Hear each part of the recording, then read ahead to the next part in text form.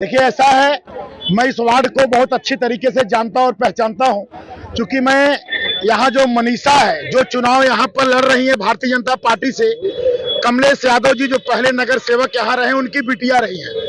और मैंने कमलेश यादव के साथ यहाँ चारकोल विधानसभा के समय मैंने प्रचार प्रसार किया था, और मैंने देखा कि यहाँ बहुत लोकप्रिय है। कमलेश यादव जी की लोकप्रियता इतने हद तक है कि यहाँ जनता कई जगह, मैंने कई मोहल्लों में मैंने देखा, इनको लोग भगवान के रूप में देखते हैं।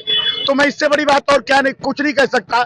जहां तक मैं समझता हूं इनकी जीत की शुरुआत 5100 के पार होगी, लेकिन आज अगर हम लोग मेहनत कर रहे हैं, उसका एक लक्ष्य है कि पूरे मुंबई महानगर पालिका में सबसे बड़ी जीत मनीषा की हो, क्योंकि मनीषा वही मनीषा है जो कमलेश की बिटिया है। कमलेश वही कमलेश है जो इस वार्ड के दिलों में छाते हैं, एक एक घरों में, जिनको इतना प्यार, इतना स्नेह मिलता है। इसलिए मेरा विश्वास है 11,000 के पार यहाँ मनीषा की जीत होगी। देखिए ऐसा है कि हम भी जौनपुर से हैं, हमारे कमलेश जी भी जौनपुर से हैं, और यहाँ उत्तर भारतीयों की संख्या ज्यादा है। उत्तर भारतीय लोग यहाँ जात पात में नहीं बटे हैं।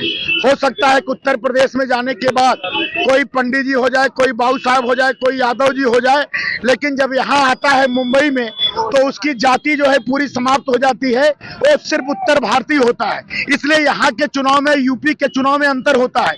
यहाँ पूरा उत्तर भारतीय एक मत होकर के, एक साथ होकर के, कमलेश जी के साथ, मोदी जी के साथ, देवेंद्र भाऊ के साथ, योगेश सागर जी के साथ, पीयूष गोयल जी के साथ और मनीषा बिटिया के साथ कमल पर वोट देकर के सबसे बड़ी जीत यहाँ पर देने जा रहे हैं। विपक्षी देखो ऐसा है, विपक्षी अपना जमानत बचा ले। मेरा भगवान से यही प्रार्थना है कि अपनी जमानत कैसे बचा लें, क्योंकि यहाँ लहर चल रही है महायुति की। महायुति के गठबंधन को कोई रोक नहीं सकता। इसी का मेयर बनेगा, इसी का पार्षद बनेगा। इसलिए विपक्षी अपना सम्मान किसी तरीके से बचा लें, यही बहुत बड़ी बात है। जैसे कि अभी उन्होंने कहा कि हमारे भारतीय जनता पार्टी में कोई भी बड़ा छोटा कोई ऐसा इलेक्शन नहीं है, हर इलेक्शन को सेम इम्पोर्टेंस दी जाती है, और वो आज हमें यहाँ पे सपोर्ट करने आए हैं, सारे उत्तर भारतीयों के रिप्रेजेंटेटिव बनकर आए हैं। उन्होंने एक मार्जिन भी, टारगेट भी दिया है, क्या कहना चाहेंगे, किस तरह से अचीव करेंगे वो टारगेट? वो टारगेट अचीव होगा क्योंकि हमारी मेहनत ऑलरेडी बहुत चल रही है, और जो उन्होंने बोला है वो हम करके रहेंगे।